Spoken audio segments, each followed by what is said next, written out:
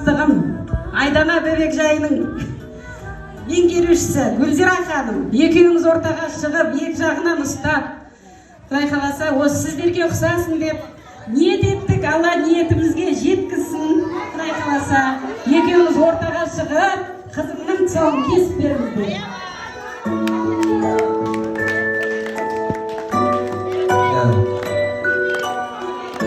Кілем бастықтар шақырып жатыр ғой, өзі бастық болады шығар, Құдай қаласа.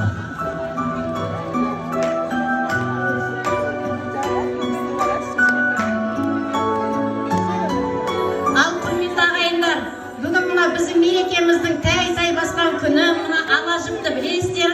Ала жіпті не үшін байлайды? Кісінің ала жібін аттамасын деп айтып жатады. Негізі Алла жалғыз, қалған бәрі тең-теңмен екеуден. Сол үшін бұл жерде не үшін оны байлатқызады?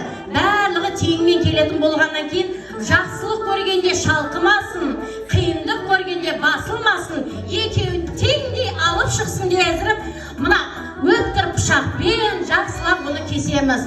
Құдай қаласа мерекеміз әулетіміздің берекесі болып келсін. Ал құрметті қонақтар, міне бүгін кішкентай мереке қызымыздың тұсауы кесілгелі тұр. Өмірде сүрінбесін, жолы ашық болсын, анасы, әжесі сияқты елге сыйлы әнші болып жүре берсін. Құдай қаласа ел басқаратын ең жаманы менде болсын. Кеше мына қайынсіңлім немересін кесіргем, ол алдын ала айтып ескерткен еді. Рабиға маған ескертпеді. Құдай қаласа мен сіңілімнің қызы ғой, бауырымның қызы. Бір алтын қарызым. Ал құрметті ағайындар, мен мына жерде көркем мінезді деген иманды кітапты алып келіп отырмыз. Қызымыз біздің иманды болсын, ибалы болсын, атасы мен апасын қуантып жүретін өте керемет қыз болсын, еліміздің үлкен азаматы болсын деп мына кітапты қазір мен қойғым келіп жатыр. Және мына жерде енді барлық нәрсені білесіздер ғой, көбінесе ақша шешеді.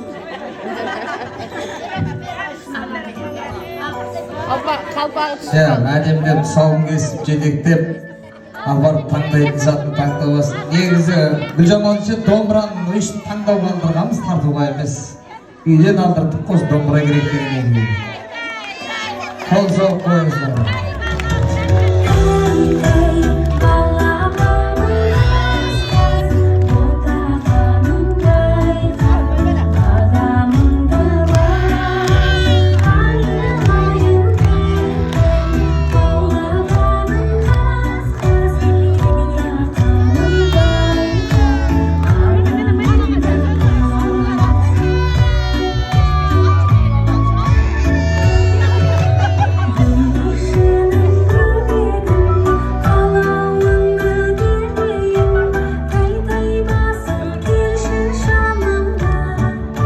Ешқайсысы керек емес, әжем болса болды деп тұр ғой.